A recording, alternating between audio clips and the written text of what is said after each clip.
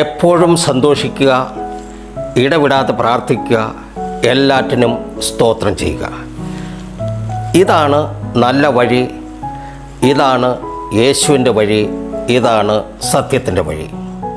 എല്ലാ മാന്യ പ്രേക്ഷകർക്കും എൻ്റെ സ്നേഹവന്ദനത്തെ അറിയിക്കുന്നു. കഴിഞ്ഞ എപ്പിസോഡിൽ നാം ദൈവത്തിൻ്റെ നമ്മെപ്പറ്റിയുള്ള 10 ഇഷ്ടങ്ങൾ എന്തൊക്കെയാണെന്ന് നോക്കുകയായിരുന്നു. അത് നമുക്ക് തുടരാം. 1 തെസ്സലോനി 5-ാം അധ്യായത്തിൻ്റെ 16, 17, 18 വചനങ്ങളിൽ നിന്ന് സംസാരിക്കുകയായിരുന്നു. നാം ഇവിടെ 3 വചനത്തിൽ നിന്നും 3 കാര്യങ്ങളാണ് ചിന്തിക്കുന്നത്. ഒന്നാമത്, എപ്പോഴും സന്തോഷിക്കുക. രണ്ടാമത്, ഇടവിടാതെ പ്രാർത്ഥിക്കുക. മൂന്നാമത്, എല്ലാറ്റിനും സ്തോത്രം ചെയ്യുക. യേശുക്രിസ്തു തൻ്റെ ശിഷ്യന്മാരോട് സ്വർഗത്തിലെ കാര്യങ്ങളൊക്കെ സംസാരിച്ചത് ഉപമകളിലൂടെയാണ്. അതുപോലെ നിങ്ങൾക്ക് മനസ്സിലാക്കുവാൻ വേണ്ടി ഞാനും കുറച്ച് ഉദാഹരണങ്ങൾ പറഞ്ഞ് കാര്യങ്ങൾ വ്യക്തമാക്കാൻ താല്പര്യപ്പെടുന്നു. ഒരു പ്രാവശ്യം ഉത്തർപ്രദേശിൽ ഇതേ വിഷയത്തെ ആസ്പദമാക്കി പാസ്റ്റേഴ്സിന് ക്ലാസ് എടുക്കുകയായിരുന്നു.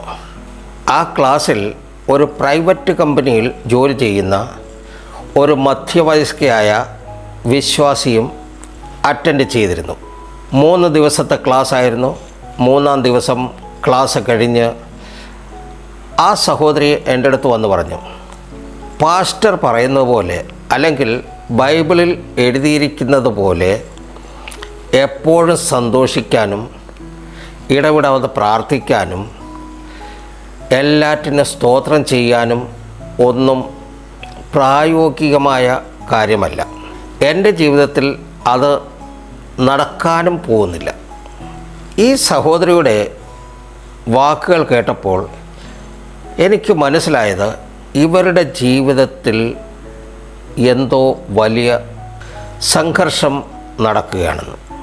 മീറ്റിംഗ് കഴിഞ്ഞ് സമയം ലഭിച്ചിരുന്നതുകൊണ്ട് ഞാൻ ആ സഹോദരിയെ 1 മണിക്കൂറോളം കൗൺസിലിംഗ് നടത്തി. ആ സഹോദരിയോട് ഞാൻ കാര്യങ്ങളൊക്കെ ചോദിച്ചു.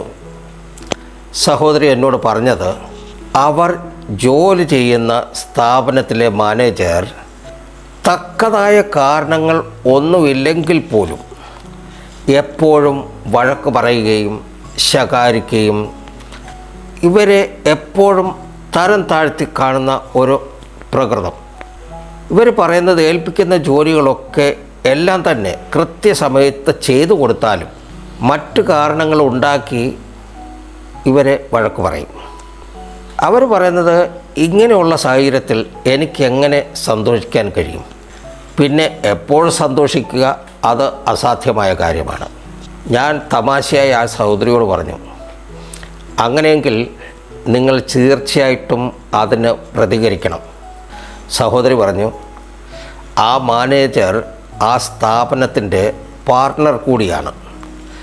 ഞാൻ പ്രതികരിച്ചാൽ അത് വലിയ പ്രശ്നത്തിന് വഴിയൊരുക്കും. ഞാൻ പറഞ്ഞു, എന്നാൽ ഈ ജോലി അങ്ങ് ഉപേക്ഷിച്ചുകൂടെ? അവർ പറഞ്ഞു, ഈ ജോലി നിലനിർത്തേണ്ടത് എന്നെ സംബന്ധിച്ചിടത്തോളം അത്യന്താപേക്ഷിതമാണ്. കാരണം ഈ ജോലി ഉള്ളതുകൊണ്ടാണ് എൻ്റെ മാതാപിതാക്കൾ അടങ്ങുന്ന 6 അംഗങ്ങളുള്ള കുടുംബം കഴിയുന്നത്. ഒരു മാർഗനിർദ്ദേശം എന്നോണം ഞാൻ പറഞ്ഞു, ആ വ്യക്തിയുടെ സ്വഭാവം മാറാൻ വേണ്ടി പ്രാർത്ഥിക്കുക. ഞാനും സഹോദരിക്ക് വേണ്ടിയിട്ട് പ്രാർത്ഥിക്കാം. ഉടനടി ആ സഹോദരിയുടെ മറുപടി ഇതായിരുന്നു, ഏതു നേരവും എന്നെ വഴക്ക് പറയുന്ന, എന്നെ ശകാരിക്കുന്ന ആളിന് വേണ്ടി ഞാൻ പ്രാർത്ഥിക്കാനോ? അത് നടക്കുന്ന കാര്യമല്ല. ഞാൻ പറഞ്ഞു, നിങ്ങളുടെ ജോലി ഉപേക്ഷിക്കാൻ നിങ്ങൾക്ക് പറ്റുകയില്ല, അദ്ദേഹത്തിന് വേണ്ടിയിട്ട് പ്രാർത്ഥിക്കാൻ പറ്റുകയില്ല, പിന്നെ കാര്യങ്ങൾ എങ്ങനെ സോൾവ് ചെയ്യും? സഹോദരി പറഞ്ഞു, മറ്റെന്തെങ്കിലും വഴി പറഞ്ഞു തരണം. അന്ന് വൈകിട്ട് തന്നെ എനിക്ക് പട്നയ്ക്ക് തിരിച്ചു പോരേണ്ടതുകൊണ്ട് ഞാൻ പറഞ്ഞു, ഞാൻ പ്രാർത്ഥിക്കട്ടെ. ആ സഹോദരിയുടെ ഫോൺ നമ്പർ വാങ്ങി ഞാൻ അവിടെ നിന്ന് പോന്നു. എന്നാൽ പട്നയിലേക്കുള്ള യാത്രയിലൊക്കെയും ഞാൻ ആ സഹോദരിയുടെ കാര്യങ്ങൾ ചിന്തിക്കുകയായിരുന്നു. ആ സഹോദരി വളരെയേറെ സംഘർഷത്തിലും ദുഃഖത്തിലും പ്രയാസത്തിലുമാണ്. ഞാൻ ദൈവത്തോട് പ്രാർത്ഥിച്ചു, ഈ സഹോദരിയുടെ പ്രശ്നം പരിഹരിക്കാൻ ഒരു മാർഗം കാണിച്ചു തരണമേ എന്ന്. നമ്മുടെ ദൈവം പ്രാർത്ഥനയ്ക്ക് ഉത്തരം തരുന്നവനാണ്. ഞാൻ പട്നയിലെത്തി 2 ദിവസം കഴിഞ്ഞു ആ സഹോദരിക്ക് ഫോൺ ചെയ്തു. എന്നിട്ട് ചോദിച്ചു, ഞാൻ ക്ലാസ് എടുത്തപ്പോൾ വായിച്ച വചനം ഓർമ്മയുണ്ടോ? സഹോദരി പറഞ്ഞു, ഓർമ്മയുണ്ട്. ഞാൻ ചോദിച്ചു, എന്തായിരുന്നെന്ന് പറയാമോ എന്ന് ചോദിച്ചു. നേരം പറഞ്ഞു, എപ്പോഴും സന്തോഷിക്കുക, ഇടവിടാതെ പ്രാർത്ഥിക്കുക, എല്ലാറ്റിനും സ്തോത്രം ചെയ്യുക. ഞാൻ ആ സഹോദരിക്ക് ഒരു അഡ്വൈസ് കൊടുത്തു. നിങ്ങളൊരു കാര്യം ചെയ്യുക, നിങ്ങൾ ഈ 3 വചനങ്ങളുടെ ക്രമം ഒന്ന് തലകീഴായി ഇടുക. അതായത് 3ാമത്തെ കാര്യം ആദ്യം ചെയ്യുക. അതായത് നിങ്ങൾ ഇപ്പോൾ ചെയ്യുന്ന ജോലി തന്ന ദൈവത്തിന് സ്തോത്രം ചെയ്ത് പ്രാർത്ഥിക്കുക. ഒപ്പം ജോലി ചെയ്യുന്ന സ്ഥാപനത്തിന് വേണ്ടിയിട്ട് പ്രാർത്ഥിക്കുക. നിങ്ങളെപ്പോലെയുള്ള മറ്റനേകം കുടുംബങ്ങൾക്കും ആ സ്ഥാപനം ഒരു മുഖാന്തരമാണല്ലോ. ഇത് തുടർച്ചയായി ചെയ്യുക. ഞാൻ പറഞ്ഞു, ഇത് തിരിച്ചിട്ട് കഴിഞ്ഞാൽ, ആ 3 കാര്യങ്ങൾ തിരിച്ചിട്ട് കഴിഞ്ഞാൽ ഏത് ക്രമത്തിൽ വരുമെന്ന് നോക്കാം. എല്ലാത്തിനും സ്തോത്രം ചെയ്യുക ഒന്നാമതായിട്ട് വരും. അതായത് 3ാമത്തേത് ആദ്യം ഇട്ട് കഴിഞ്ഞാൽ, പിന്നെ 2ാമത്തേത് ഇടവിടാതെ പ്രാർത്ഥിക്കുക, പിന്നെ 3ാമത്തേത് എപ്പോഴും സന്തോഷിക്കുക. ഇത് ചെയ്തുകൊണ്ടിരിക്കുമ്പോൾ തന്നെ മറ്റ് എല്ലാ കാര്യത്തിനും സ്തോത്രം ചെയ്യാൻ തുടങ്ങുക. ഉദാഹരണം, ഈ മാസം എനിക്ക് സമയത്തിന് ശമ്പളം ലഭിച്ചു, ദൈവത്തിന് സ്തോത്രം. അതുകൊണ്ട് സമയത്ത് കുഞ്ഞുങ്ങൾക്ക് സ്കൂളിലെ ഫീസ് കൊടുക്കാൻ കഴിഞ്ഞു, ദൈവത്തിന് സ്തോത്രം. കറണ്ട് ബില്ല് അടയ്ക്കാൻ കഴിഞ്ഞു, ഇൻസ്റ്റാൾമെൻറ്റ് അടയ്ക്കാൻ കഴിഞ്ഞു. അതെല്ലാം സമയത്തിന് സാധിച്ചു, ദൈവത്തിന് സ്തോത്രം. കുടുംബത്തിൽ ആർക്കും രോഗങ്ങൾ വരാതെ ദൈവം കാത്തു സൂക്ഷിച്ചതിന് ദൈവത്തിന് സ്തോത്രം. സമയത്തിന് കുഞ്ഞുങ്ങളെ സ്കൂളിൽ അയക്കാനും സമയത്തിന് എനിക്ക് ഓഫീസിൽ പോകാനും സാധിച്ചു, ദൈവത്തിന് സ്തോത്രം. ഓഫീസിലെ ജോലികളൊക്കെയും കൃത്യസമയത്ത് ചെയ്യാൻ കഴിഞ്ഞു, ദൈവത്തിന് സ്തോത്രം. സമയത്ത് ബസ് കിട്ടാനും വൈകാതെ വീട്ടിലെത്താനും കഴിഞ്ഞു, ദൈവത്തിന് സ്തോത്രം. ഇങ്ങനെ ചെയ്യുമ്പോൾ ഇതിൽ ഒരു വലിയ രഹസ്യം ഒളിഞ്ഞിരിക്കുന്നുണ്ട്. ഇങ്ങനെ എല്ലാ കാര്യങ്ങൾക്കും നിങ്ങൾ സ്തോത്രം ചെയ്യുമ്പോൾ 2 കാര്യങ്ങളാണ് നടക്കുന്നത്. ഒന്ന്, നിങ്ങളെല്ലാത്തിനും സ്തോത്രം ചെയ്യുന്നുണ്ട്. 2ാമതായിട്ട്, ഈ സ്തോത്രം ചെയ്യുന്നത് കൊണ്ട് തന്നെ നിങ്ങൾ ഇടവിടാതെ പ്രാർത്ഥിക്കുകയും കൂടിയാണ് ചെയ്യുന്നത്. അങ്ങനെ ഈ 2 കാര്യങ്ങൾ ചെയ്യുമ്പോൾ 3ാമത്തേത്, അതായത് എപ്പോഴുമുള്ള സന്തോഷം, അത് ദൈവം തന്നെ നമുക്ക് തരും. ഹല്ലേലൂയ. നിങ്ങളോട് പറയട്ടെ, 6 മാസങ്ങൾക്ക് ശേഷം ഞാൻ തിരികെ ഉത്തർപ്രദേശിൽ പോയപ്പോൾ ആ സഹോദരി എന്നെ കാണാൻ വന്നു. ആ സഹോദരി വളരെ ആനന്ദത്തോടെയായിരുന്നു ഞാൻ കണ്ടത്. ഞാൻ ചോദിച്ചു, ഇപ്പോഴും നിങ്ങളുടെ മാനേജർ നിങ്ങളെ ശകാരിക്കാറുണ്ടോ, വഴക്ക് പറയാറുണ്ടോ? ആ സഹോദരി പറഞ്ഞു, എൻ്റെ ജീവിതം തന്നെ മാറി മറിഞ്ഞു. ഞാൻ ചോദിച്ചു, അതെങ്ങനെ? എൻ്റെ മാനേജർ ഇപ്പോൾ വളരെ സ്നേഹത്തോടെയാണ് എന്നോട് ഇടപെടുന്നത്. എനിക്ക് പ്രമോഷനും തന്നു. കൂടാതെ എൻ്റെ ഭർത്താവിനും എൻ്റെ കമ്പനിയിൽ തന്നെ ജോലിയും കൊടുത്തു. ഞങ്ങളിപ്പോൾ വളരെ സന്തോഷത്തിലാണ്. നിങ്ങളുടെ പേഴ്സണൽ പ്രെയർ, നിങ്ങളുടെ കുടുംബ പ്രാർത്ഥനകൾ ഒക്കെ നിശ്ചിത സമയത്ത് തന്നെ നടന്നുകൊള്ളട്ടെ. എന്നാൽ ഇടവിടാതെയുള്ള പ്രാർത്ഥനകൾക്ക് വേണ്ടി നിങ്ങൾക്ക് പ്രത്യേക സമയം കണ്ടെത്തേണ്ടതില്ല. നിങ്ങൾ ജോലി ചെയ്തുകൊണ്ടിരിക്കുമ്പോൾ, നിങ്ങൾ സഞ്ചരിക്കുമ്പോൾ, ഏത് പ്രവൃത്തി ചെയ്തുകൊണ്ടിരിക്കുമ്പോഴാണെങ്കിലും നിങ്ങൾക്ക് മനസ്സിൽ പ്രാർത്ഥിക്കാൻ സാധിക്കും.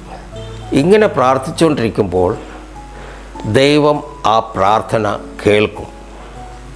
അപ്പോൾ നിങ്ങളുടെ ഭാരങ്ങൾ, നിങ്ങളുടെ പ്രയാസങ്ങൾ, നിങ്ങളുടെ ബുദ്ധിമുട്ടുകൾ, നിങ്ങളുടെ കഷ്ടങ്ങൾ, ദുഃഖങ്ങൾ എല്ലാം മാറിക്കൊണ്ടിരിക്കും. അപ്പോൾ താനെ എപ്പോഴും സന്തോഷമുള്ളവരായി ഇരിക്കാനും സാധിക്കും. ദൈവത്തിൻ്റെ കരുതലിൽ ആനന്ദിക്കുന്നവരായിരിക്കും. ഹല്ലേലൂയ.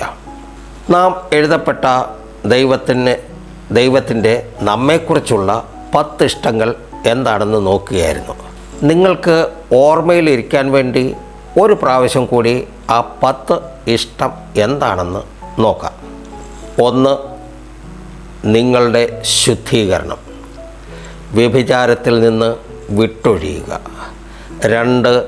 ക്രമം കെട്ടവരെ ബുദ്ധി ഉപദേശിക്കുക. 3. ഉൾക്കരുത്തില്ലാത്തവർക്ക് ധൈര്യം കൊടുക്കുക. 4. ബലഹീനരെ താങ്ങുക. 5. എല്ലാവരോടും ദീർഘക്ഷമ കാണിക്കുക. 6. തിന്മയ്ക്ക് പകരം തിന്മ ചെയ്യാതിരിക്കുക. 7. തമ്മിലും എല്ലാവരോടും എപ്പോഴും നന്മ ചെയ്തുകൊണ്ടിരിക്കുക. 8. എപ്പോഴും സന്തോഷിക്കുക. 9. ഇടവിടാതെ പ്രാർത്ഥിക്കുക. 10. എല്ലാറ്റിനും സ്തോത്രം ചെയ്യുക. ഇതാണ് നല്ല വഴി. ഇതാണ് യേശുവിൻ്റെ വഴി. ഇതാണ് സത്യത്തിൻ്റെ വഴി. ഹല്ലേലൂയ. നിങ്ങൾക്കറിയാമോ, ബൈബിളിലെ ഏറ്റവും കൂടുതൽ പുസ്തകം ആരാണ് എഴുതിയിരിക്കുന്നതെന്ന്? അത് അപ്പോസ്തലനായ പൗലോസാണ്. ഒരുപക്ഷെ നിങ്ങൾക്കറിയാമോ എന്നറിയില്ല, ആനന്ദത്തെപ്പറ്റി അല്ലെങ്കിൽ റിജോയ്സിനെപ്പറ്റി, അതായത് ദൈവിക സന്തോഷത്തെപ്പറ്റി പൗലോസ് ഒരു ലേഖനം എഴുതിയിട്ടുണ്ട്. ഏതാണത്? ഫിലിപ്പിയർക്ക് എഴുതിയ ലേഖനം. ഈ ലേഖനത്തിൽ അദ്ദേഹം 16 ഇടത്ത് ദൈവിക സന്തോഷത്തെപ്പറ്റി, അതായത് റിജോയ്സിനെ പറ്റി എഴുതിയിട്ടുണ്ട്. ചിലരൊക്കെ ചിന്തിക്കുന്നുണ്ടാവും, ദൈവിക സന്തോഷത്തെപ്പറ്റി എഴുതുമ്പോൾ ആ എഴുത്തുകാരൻ വല്ല ഉല്ലാസ കേന്ദ്രത്തിലോ വല്ല റിസോർട്ടിലോ വല്ല പാർക്കിലോ അല്ലെങ്കിൽ വല്ല പ്രശാന്ത സുന്ദരമായ ഭൂപ്രദേശത്തോ ഇരുന്നായിരിക്കും എഴുതിയിട്ടുണ്ടാവുക എന്ന്. എന്നാൽ പൗലോസ് ഈ ലേഖനം എഴുതിയത് എവിടെ വെച്ചാണെന്നറിയാമോ? ജയിലിനകത്ത് വെച്ച്. നിങ്ങളിൽ ആരെങ്കിലും ജയിലിനകത്ത് പോയിട്ടുണ്ടോ? ജയിൽ കണ്ടിട്ടുണ്ടോ? കേരളത്തിലെ ജയിൽ ഞാൻ കണ്ടിട്ടില്ല. എന്നാൽ ബീഹാറിലെ ഡിസ്ട്രിക്ട് ജയിലും സെൻട്രൽ ജയിലും കണ്ടിട്ടുണ്ട്, പോയിട്ടുമുണ്ട്. ആരും തെറ്റിദ്ധരിക്കരുത്, ശിക്ഷ അനുഭവിക്കാനല്ല, ജയിലിൽ സുവിശേഷം അറിയിക്കാനാണ് ഞാൻ പോയത്. ഞാനും എൻ്റെ ഒരു ടീമും ഉണ്ടായിരുന്നു. കേരളത്തിലെ ജയിൽ ഞാൻ കണ്ടിട്ടില്ലാത്തത് കൊണ്ട് അതിനെപ്പറ്റി പറയാൻ ഞാൻ ആളല്ല. ബീഹാറിലെ ജയിലിലെ സാഹചര്യങ്ങൾ ഞാൻ കണ്ടിട്ടുണ്ട്. തടവുകാരെ പാർപ്പിച്ചിരിക്കുന്ന സ്ഥലം കണ്ടിട്ടുണ്ട്. ഏതാണ്ട് 1200 തടവുകാരുടെ കപ്പാസിറ്റി ഉള്ള ജയിലിൽ 4500 ശിക്ഷ അനുഭവിക്കുന്നവരെ പാർപ്പിക്കുന്ന സ്ഥലം. അതും ടോയ്ലറ്റും ശുചീകരണ സൗകര്യങ്ങൾ ഒന്നുമില്ലാത്ത ആ കണ്ടീഷൻ നിങ്ങൾക്ക് ഊഹിക്കാവുന്നതേ ഉള്ളൂ. ഓരോ കെട്ടിടത്തിലും 1000-ന് മേൽ ആളുകൾ, കെട്ടിടത്തിന് ചുറ്റും മനുഷ്യ മാലിന്യങ്ങൾ, അതിൻ്റെ രൂക്ഷഗന്ധം, അതിനിടയിലുള്ള താമസം. 3-4 തടവുകാർ താമസിക്കുന്ന ഒരു ചെറിയ മുറിക്കുള്ളിൽ തന്നെ ഒരു മൂലയ്ക്ക് അവർക്ക് മലമൂത്ര വിസർജനം ചെയ്യാൻ ചാക്കുകൊണ്ട് മറച്ച ഒരല്പസ്ഥലം. അവിടുത്തെ അന്തേവാസികളുടെ പ്രശ്നങ്ങൾ ഞാൻ കണ്ടു, അവരുടെ കഷ്ടപ്പാടുകൾ ഞാൻ കണ്ടു, അവരുടെ വേദന ഞാൻ കണ്ടു, അവർ അനുഭവിക്കുന്ന യാതനകൾ ഞാൻ കണ്ടു. ഇതെല്ലാം പറഞ്ഞറിയിക്കാൻ പറ്റുന്നതിലും അപ്പുറമാണ്. മനസ്സ് മരവിച്ചു പോയ ദിവസങ്ങൾ ഇന്നും ഞാൻ ഓർക്കുന്നു. സാധാരണ ശിക്ഷ അനുഭവിക്കുന്ന തടവുകാരുടെ അടുത്തേ ഞങ്ങൾക്ക് പോകാൻ അനുവാദം ലഭിച്ചിരുന്നുള്ളൂ. എന്നാൽ ജയിലിൽ വേറൊരു സെല്ലുണ്ട്. അതിന് ബീഹാറിൽ പറയുന്ന പേരാണ് കാൽക്കോട്ടരി. അതിൻ്റെ അർത്ഥം ഇരുട്ടുമുറി എന്നാണ്. കൊടും കുറ്റവാളികളെ ഇടുന്ന സ്ഥലം. ഞങ്ങൾക്കതിൻ്റെ അതിനകത്ത് പോകാൻ ഈ പെർമിഷൻ ഇല്ലാഞ്ഞുകൊണ്ട് ഞങ്ങൾ അതിന് ആഘോഷം കണ്ടില്ല. പക്ഷേ അവിടുത്തെ ജയിലറും അവിടുത്തെ പോലീസുകാരൊക്കെ പറഞ്ഞ് കേട്ടിട്ടുണ്ട്. കയ്യിലും കാലിലും ചങ്ങലയിട്ട് പൂട്ടി അത് എന്നിട്ട് തറയിലും ഭിത്തിയിലും പിടിപ്പിച്ചിട്ടുള്ള വലിയ ഹുക്ക്, ഇരുമ്പിൻ്റെ ഹുക്കുകളിൽ അത് ഘടിപ്പിച്ചിട്ടാണ് ഇടുക. അവിടെ കൊടും കുറ്റവാളികളെയാണ് പാർപ്പിക്കുന്നത്. പൗലോസ് ജീവിച്ചിരുന്ന കാലത്ത് സുവിശേഷം അറിയിക്കുന്നത് രാജ്യദ്രോഹ കുറ്റമായിട്ടാണ് കണക്കാക്കിയിരുന്നത്. ഇന്നും നമ്മുടെ ഭാരതത്തിലും ഏതാണ്ട് അതുപോലെ തന്നെയാണ്. കാരണം ഇവിടെയും സുവിശേഷ വിരോധികളായിട്ടുള്ളവർ പല പല യാതനകൾ പാസ്റ്റർമാർക്കും സുവിശേഷ പ്രവർത്തകർക്കും കൊടുക്കുകയും ചർച്ചുകൾ തല്ലിപ്പൊടിക്കുകയും അങ്ങനെ ഒട്ടനേക സംഭവങ്ങൾ നമ്മൾ ദിവസവും TV ചാനലുകളിലും വാർത്തകളിലും ഒക്കെയും കാണുന്ന കാര്യങ്ങളാണ്. അങ്ങനെ പൗലോസ് ചങ്ങലയായിൽ ബന്ധിതനായി ഇരുട്ടറയിൽ കിടക്കുമ്പോഴാണ് ഈ ദൈവിക സന്തോഷത്തെപ്പറ്റി ലേഖനമെഴുതുന്നത്. ആ സാഹചര്യത്തിൽ ഇരുന്നുകൊണ്ട് പൗലോസ് എഴുതുന്നത് കർത്താവിൽ എപ്പോഴും സന്തോഷിപ്പീൻ എന്ന്. നാം ചിന്തിക്കുമ്പോൾ ഇതൊരു വിരോധാഭാസമായിട്ട് തോന്നാം. കാരണം ഇത് സാധാരണക്കാരുടെ ചിന്തകൾക്ക് അതീതമാണ്. ഈ എപ്പിസോഡ് ഇവിടെ അവസാനിപ്പിക്കുന്നു. അടുത്ത എപ്പിസോഡിൽ വീണ്ടും കാണും വരെ എല്ലാവർക്കും നന്ദി, നമസ്കാരം. ദൈവം നിങ്ങളെ ധാരാളമായി അനുഗ്രഹിക്കട്ടെ.